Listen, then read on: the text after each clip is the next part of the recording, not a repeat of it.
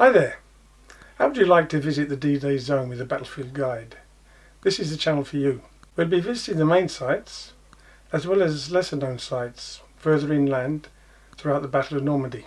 A list of visited sites and the planned sites is given in the description below.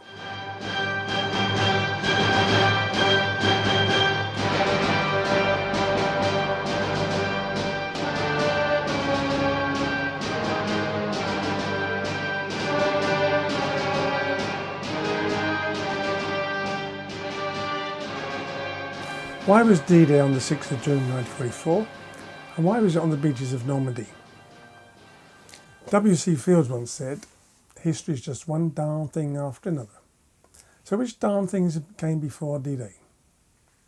To put Operation Overlord in the context of World War II, we need to go back in time. We could go back to 1914 with the outbreak of World War I, or 1919 when the Treaty of Versailles broke up Germany and Austria.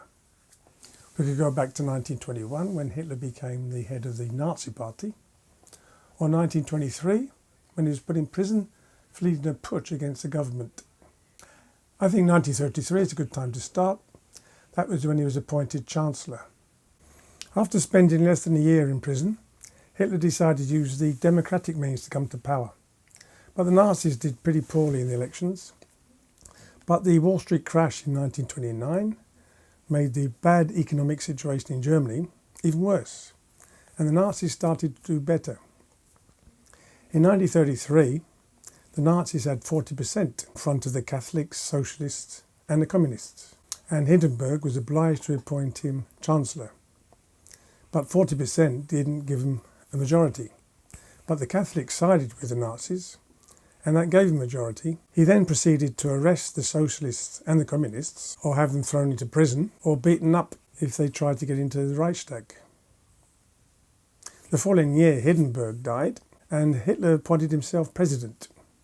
He now started to rearm Germany, which was of course forbidden by the Treaty of Versailles. In March 1939, he took over Austria in his plan to reunite the German-speaking peoples. And then in September, Czechoslovakia. As Britain and France didn't react to that, Hitler thought he had free rein. So in September, he went into Poland. Stalin had a non-aggression pact with Hitler, and the Russians went into Poland from the east. Now, Poland, Britain and France had a mutual protection treaty. So now Britain and France declared war on Germany. So the war in Europe started in September 1939. There then followed what became known as the Phony War, because although war had been declared, there was no fighting. The Phony War lasted 7 months, or 6 months up to the invasion of Denmark and Norway. The British Expeditionary Force had come into France alongside the French, waiting for the German onslaught. The German High Command intended to use the Schlieffen Plan as they had in World War I. That meant going through Belgium to sweep down towards Paris. Now, General Manstein suggested that as the British and French expected them to do that, they should do something different, like going through the Ardennes with tanks. The French had built the Maginot Line in 1933, and it was a line of defences along the border between France and Germany, made up of pillboxes, gun batteries, and barbed wire and minefields, and it was practically impregnable. And it stretched 300 miles from the Swiss border to the Belgian border. Building it between France and Belgium would have been a hostile act against Belgium. Just north of the Maginot Line was the Ardennes. The Ardennes is a hilly region covered in forests and thought to be impregnable to tanks. When Manstein suggested going through the Ardennes with the tanks, the German generals, like the British and French generals, thought the idea wasn't possible. So they more or less said, don't be silly, and got on with their planning. But Manstein was in a meeting with Hitler, and he suggested this idea, and Hitler liked it, so he said, go ahead. Now there was a feint attack through Belgium, which the British and French repulsed, but the main attack went through the Ardennes with the tanks and swept up to the Channel. Von Rundstedt then ordered the panzers to stop. This was first because he was worried about the British attacking his column, which was stretched, but then confirmed by Hitler to allow Goering's Luftwaffe to attack the RAF and destroy the British Army on the beach. But that never happened. The men on the beach didn't see much of the RAF, but they were very busy inland and east, holding off the Luftwaffe, allowing 350,000 men to get back to England from Dunkirk. Marshal Petain was hero of the First World War. In between the wars, he held various functions in the army and government. Just before the conflict, he was ambassador to Spain. When the hostilities broke out, he was appointed Deputy Prime Minister under Paul Reynaud. Charles de Gaulle was Minister for War. Now, on the 16th of June, Paul Reynaud resigned as Prime Minister. Petain was appointed Head of Government and ordered a ceasefire. Now, by the 22nd of June, the Germans had gone across the north of France and were down to the Loire River, and the capitulation was signed on the 22nd of June in a railway carriage at Compiègne. As the Germans advanced into France, the government left Paris to go first to Tours, then Bordeaux, then Vichy. Now, Vichy was chosen because it was a spa town, so it had lots of hotels to put up the officers and big rooms for meetings. That's why Vichy became infamous for its connection with the Petain regime. Now, Mussolini was Hitler's ally, but he kept out the war until he saw it was going Germany's way. Then he decided to cross the Alps and grab a part of France. Churchill had been appointed Prime Minister on the 10th of May 1940. That was the day that Germany invaded through Holland. After the fall of France, Hitler had a plan to invade Britain called Operation Sea Lion. But as a prelude to this, he needed to destroy the RAF. And that became the Battle of Britain, which lasted from July to September 1940. Although outnumbered 3-1, the RAF held off the Luftwaffe. There were several reasons for this victory. The Germans underestimated the capacity of the British to build planes so fast, and the British overestimated the strength of the Luftwaffe. So the German pilots expected it to be easy, and the British knew they had to work harder. Now, the home chain radar was already detecting planes, and Enigma intercepts were always happening. There was also a team of German-speaking women radio monitors could pick up the German banter of the pilots. So the British were pretty well informed of the Germans' intentions. And that put paid to Hitler's plans to invade England or to force the British to come to peace terms. The British Army couldn't now fight the Germans in Europe. They were, however, fighting the Italians in North Africa. Libya was a colony of Italy, and Britain was defending its oil reserves in the Middle East. Now, the Italians turned out to be a pretty bad ally for Germany, and that was good for the Allies. Mussolini had come to power in 1922, 11 years before Hitler, and after 18 years of fascism, the Italians were getting pretty tired. So Rommel was sent into North Africa to face the British. Although Hitler had a pact with Stalin, he always intended to invade Russia. He laid that out in Mein Kampf, which he wrote when he was in prison. He said Germany needs Lebensraum, or free space to expand, and he was going to take it in the east. His plans to invade Russia were fouled up by Mussolini. Germany had had to send troops into North Africa, and now Mussolini decided to invade Greece, and they needed help from the Germans again. That meant that Operation Barbarossa, which was the name for the invasion of Russia, had to be put off till June 1941. And that allowed Stalin's best general, General Winter, to come into play before Hitler attained his goal. The first victory of the British over the Germany was at El Alamein in North Africa in 1942. That was Rommel's troops against Montgomery's. 1942 also brought the US into the war. The attack by Japan against Pearl Harbor led to the US declaring war on Japan, and it was Hitler and Mussolini who actually declared war on America. The Allies then decided to concentrate first on Germany and then Japan. British and American troops went into North Africa in November 42, in Operation Torch. The Allies then pushed the Germans out of North Africa and followed them into Sicily in July and then into Italy in September 43. Now the Allies were now back in Europe, but Italy was so narrow and hilly that the advance was very slow. The Allies got to Rome on June the 5th, 1944, the day before D-Day, and they took Milan in April 45, just a month before the end of the war. So the Allies had to get back into Europe by another route. They had quite a few choices, but logistics was against most of them. They could go into the south of France, Greece, the Atlantic coast of France, Norway, or Holland. Now the obvious choice was from Dover to Calais, which is just 20 miles, and then a short distance into Germany. But as that was what the Germans expected the Allies to do, it was very well defended. So finally, they chose the area between Caen and the Cherbourg Peninsula. There were several other reasons for this choice. There was good beaches for landings. It wasn't too far from England, so they had air support, which was vital. And there were no ports. Now the fact that there were no ports meant it was less well defended. Now the Germans realised the Allies would need ports, because it's one thing to get on the beach, but afterwards you've got to get inland, you've got to bring in supplies and reinforcements. So the Germans felt if they held the ports like fortresses, the Allies might land, but they couldn't get inland. So to get around this problem, the Allies brought two ports with them. Operation Neptune was the code name for these landings, and that was part of Operation Overlord, which was the invasion of Normandy. The original planning was carried out by General Morgan, a British general. He planned taking 3 divisions into 3 beaches. Now in December 43, General Eisenhower was appointed Chief. That's the supreme head of the Allied Expeditionary Force. Now his deputies were British.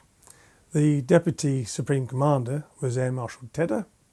Commanding the armies was General Montgomery, the navies Admiral Ramsey, and the Air Force Air Marshal Lee Mallory.